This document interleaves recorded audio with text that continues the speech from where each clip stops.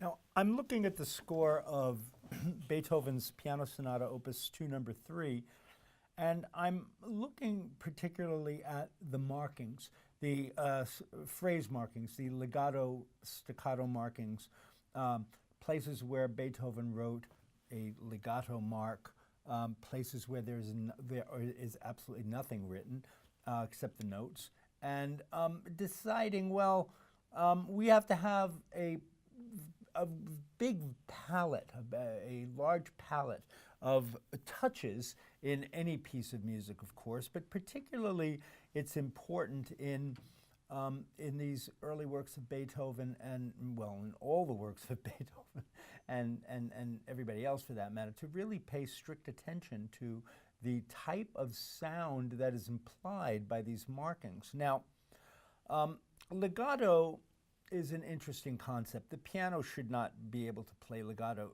Again, this is where we have to kind of create a little bit of magic.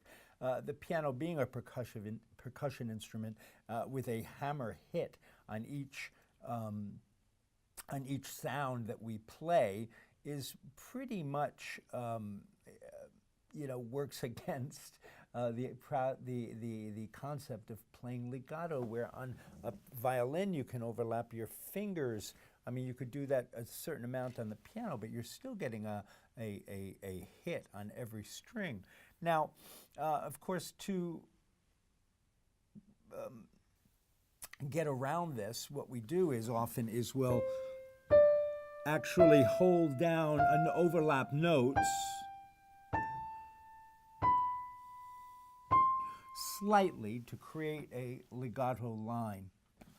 Now, one key factor, and one thing I'm teaching people is how to play a legato line by not lifting your fingers off the keys at all. And you'd be surprised. This is a big issue in playing legato.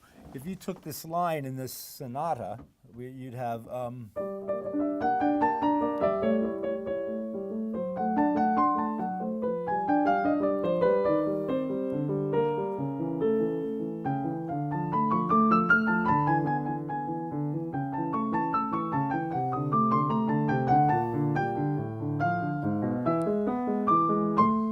now, every finger is going to be playing right from the surface of the key. This is not going to be this type of line where you're in this Mozart sonata where you play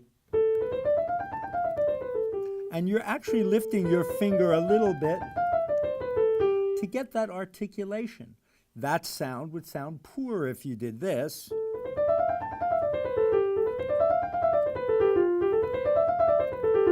No particular definition in it. This is wonderful to play that kind of, but you see, I'm actually doing this with my fingers there, albeit in a very relaxed way, so you don't get, that's ugly, but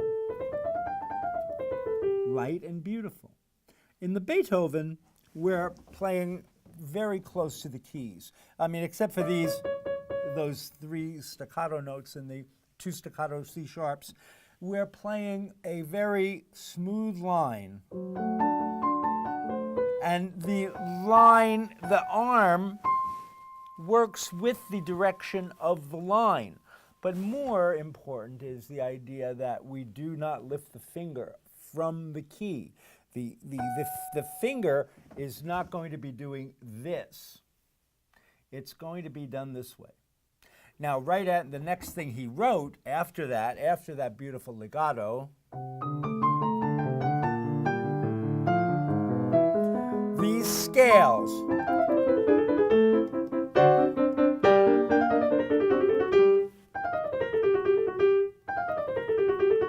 Of course, which sound foolish if you go.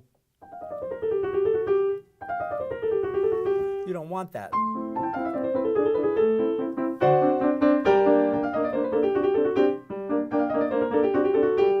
That doesn't sound particularly good, but especially in juxtaposition with the beautiful legato you've just had, to now all of a sudden play this little mischievous scale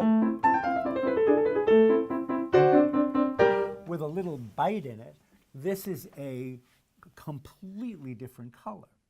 and adds variety to what you're playing, not just in dynamics, but in the touch. And this is the kind of thing that we need to explore in pieces such as this and in everything we play.